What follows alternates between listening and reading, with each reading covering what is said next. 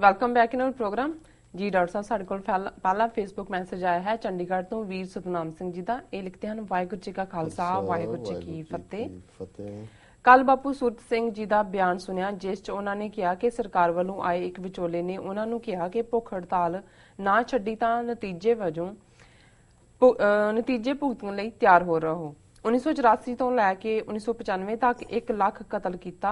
ਹੁਣ ਤੁਹਾਡੇ ਨਾਲ ਤਾਂ ਤਕਰੀਬਨ 25 ਤੋਂ 30 ਹਜ਼ਾਰ ਹਨ ਤੇ ਬੰਦੇ ਵੀ ਜਿਉਂਦੇ ਨੇ ਕਤਲ ਕਰਨ ਵਾਲੇ।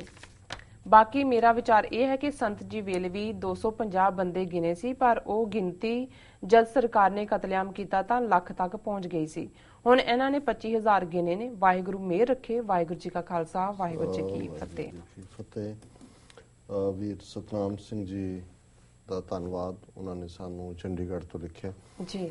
ਉਹਨਾਂ ਨੇ ਉਸ ਇਸ਼ੂ ਵੱਲ ਇਸ਼ਾਰਾ ਕੀਤਾ ਜਿਹੜਾ ਅੱਜ ਕੱਲ੍ਹ ਸਿਰਫ ਇੱਥੇ ਹੀ ਨਹੀਂ, ਅਮਰੀਕਾ ਜਾਂ ਕੈਨੇਡਾ 'ਚ ਹੀ ਨਹੀਂ, ਕੁੱਲ ਦੁਨੀਆ ਦੇ ਵਿੱਚ ਜਿਹੜਾ ਚਰਚਾ ਦਾ ਵਿਸ਼ਾ ਵੀ ਹੈ, ਫਿਕਰ ਵੀ ਹੈ, ਔਰ ਇਸ ਗੱਲ ਦੀ ਜਿਹੜੀ ਹੈ ਉਹ ਤਾਂਘ ਵੀ ਹੈ ਕਿ ਜਸਟਿਸ ਹੋਏ। ਕਿਸ ਪਾਸੇ ਵੱਲ ਅਲਟੀਮੇਟਲੀ ਇਨਵੈਸਟੀਗੇਸ਼ਨ ਜਾ ਰਹੀ ਹੈ, ਜਾਏਗੀ, ਨਤੀਜੇ ਕੀ ਨਿਕਲਣਗੇ ਇਹ ਤਾਂ ਬਾਅਦ ਦੀ ਗੱਲ ਹੈ।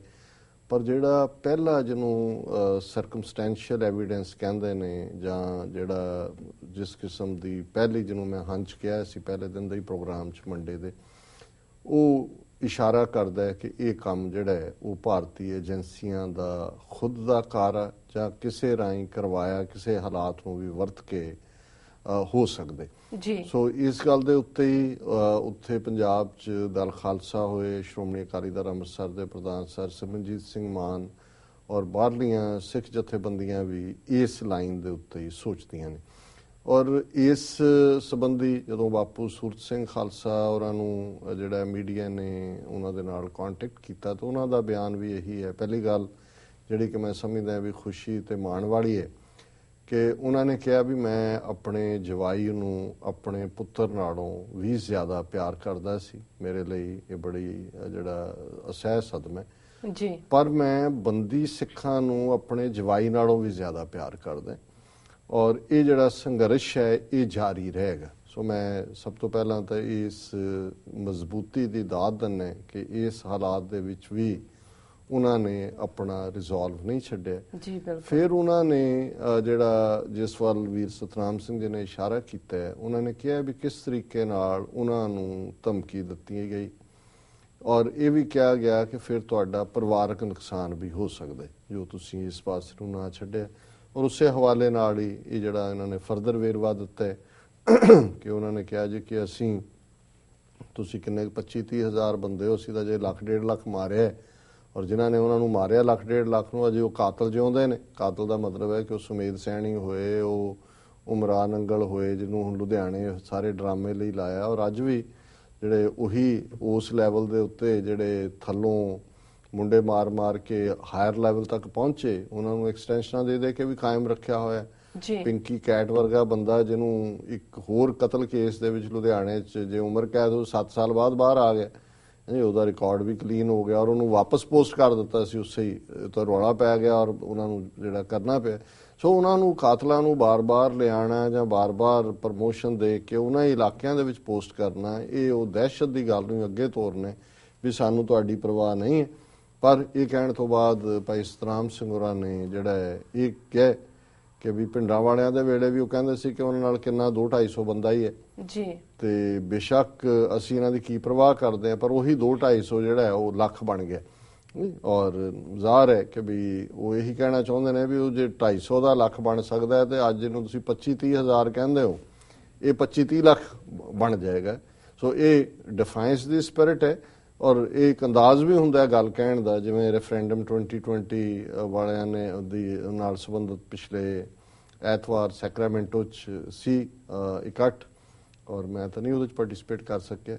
ਸੋ ਉਹਦੇ 'ਚ ਉਹਨਾਂ ਨੇ ਜਿਹੜੀ ਕੋਈ ਰਿਪੋਰਟਿੰਗ ਮੈਂ ਦੇਖ ਰਿਹਾ ਸੀ, ਉਹਦੇ 'ਚ ਕਿਤੇ ਹੈਡਲਾਈਨ ਹੀ ਸੀ ਕਿ ਜਿਹੜੇ ਕਹਿੰਦੇ ਸੀ ਕਿ ਇਹ 4-5 ਬੰਦੇ ਕੁਛ ਗਿਣੇ ਚੁਣੇ ਨੇ, ਇਹ ਇਕੱਠ ਜਿਹੜਾ ਹੈ ਉਹ ਇੰਨੇ ਹਜ਼ਾਰ ਦਾ ਇਕੱਠ ਬਣ ਗਿਆ। ਸੋ ਜ਼ਾਹਰ ਹੈ ਵੀ ਇਹ ਸਾਡਾ ਵੀ ਇੱਕ ਵਿਅੰਗ ਦਾ ਅੰਦਾਜ਼ ਹੈ ਕਹਿਣ ਦਾ ਕਿ ਭਾਈ ਤੁਸੀਂ ਤਾਂ ਉਦੋਂ 200-250 ਕਹਿੰਦੇ ਸੀ ਸੰਤਾਂ ਦੇ ਨਾਲ ਤੇ ਲੱਖ ਮਰਨ ਲਈ ਆ ਗਿਆ, ਹੁਣ ਤਾਂ 25-30 ਹਜ਼ਾਰ ਨੇ। ਸੋ ਕੁੱਲ ਮਿਲਾ ਕੇ ਅਸੀਂ ਇਹ ਸਾਰੇ ਪਾਰਟ ਨੂੰ ਜਿਹੜਾ ਹੈ ਉਹ ਗੰਭੀਰਤਾ ਨਾਲ ਲੈ ਰਹੇ ਹਾਂ। ਮੇਰਾ ਸੰਪਰਕ ਉਹਨਾਂ ਦੇ ਪਰਿਵਾਰ ਦੇ ਨਾਲ ਵੀ ਲਗਾਤਾਰਤਾ ਦੇ ਨਾਲ ਹੈ, ਜਿਹੜੇ ਇਨਵੈਸਟੀਗੇਸ਼ਨ ਦੇ ਨਾਲ ਜੁੜੇ ਹੋਏ ਨੇ ਉਹਨਾਂ ਸੰਬੰਧੀ ਵੀ ਇਨਸਾਈਡ ਸਟੋਰੀਜ਼ ਨੇ ਕੁਝ ਚੀਜ਼ਾਂ, ਕਿਉਂਕਿ ਇਨਵੈਸਟੀਗੇਸ਼ਨ ਔਨ ਹੈ ਜੀ, ਅਸੀਂ ਡਿਸਕਲੋਜ਼ ਨਹੀਂ ਕਰ ਸਕਦੇ ਜਾਂ ਡਿਸਕਸ ਨਹੀਂ ਕਰ ਸਕਦੇ।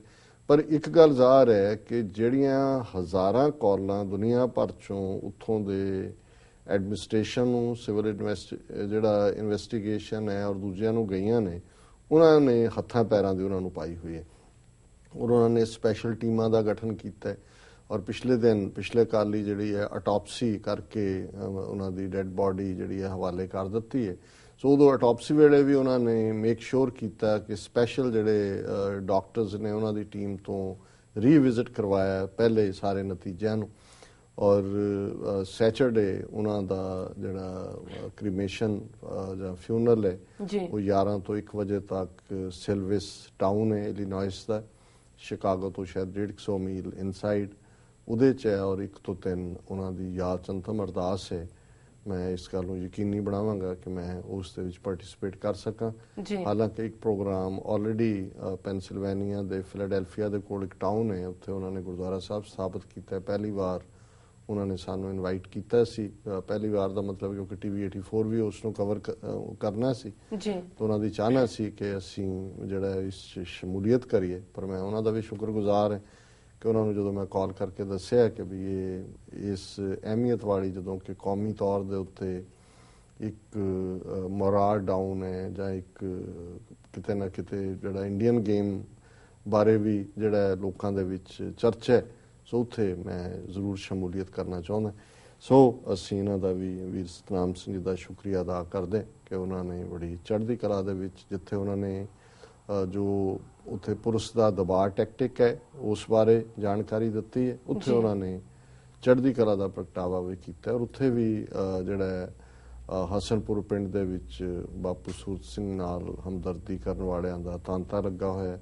ਜਿਹੜਾ ਕੋਈ ਇਕੱਠ ਉਹਨਾਂ ਨੇ ਸੰਘਰਸ਼ ਕਮੇਟੀ ਨੇ 29 ਅਗਸਤ ਨੂੰ ਰੱਖਿਆ ਸੀ, ਸ਼ਾਇਦ ਉਹਨਾਂ ਨੇ ਪੋਸਟਪੋਨ ਕਰ ਦਿੱਤਾ ਔਰ ਸ਼ਾਇਦ ਉੱਥੇ ਵੀ ਇਸ ਕਿਸਮ ਦੀ ਭੋਗ ਸੈਰੇਮਨੀ ਹੋਏ।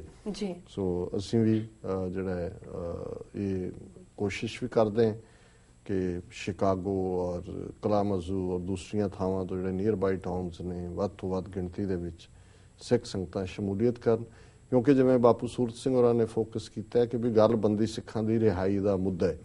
ਸੋ ਅਸੀਂ ਸਮਝਦੇ ਹਾਂ ਕਿ ਬਾਹਰ ਵੀ ਜਿਹੜੀ ਇਸ ਕਿਸਮ ਦੀ ਸਪੋਰਟ ਜਾਂ ਪ੍ਰੈਜ਼ੈਂਸ ਹੈ ਇਹ ਇਸ ਗੱਲ ਨੂੰ ਹੀ ਅੱਗੇ ਤੋਰਦੀ ਹੈ ਕਿ ਇਹ ਜਦੋਂ ਜੇ ਕੋਈ ਪਰਿਵਾਰ ਪੰਥਕ ਸੇਵਾ ਦੇ ਪਿੜ 'ਚ ਆਇਆ ਤੇ ਉਹਨਾਂ ਦੇ ਦੁੱਖ ਦੀ ਘੜੀ ਕਾਰਨ ਕੋਈ ਵੀ ਹੋਏ, ਏਜੰਸੀਆਂ ਹੋਣ ਨਾ ਹੋਣ, ਇਸ ਦੇ ਬਿਸਾਈਡਸ ਦਾ ਪੁਆਇੰਟ ਹੈ ਇਹ ਤੁਹਾਡਾ ਜਿਹੜਾ ਮਨੋਬਲ ਵੀ ਉੱਚਾ ਕਰਦਾ ਹੈ। ਸੋ ਇਹਨਾਂ ਦਾ ਬਹੁਤ ਬਹੁਤ ਧੰਨਵਾਦ ਜੀ। ਡਾਕਟਰ ਸਾਹਿਬ ਨਾਲ ਨੇ ਬ੍ਰੇਕ।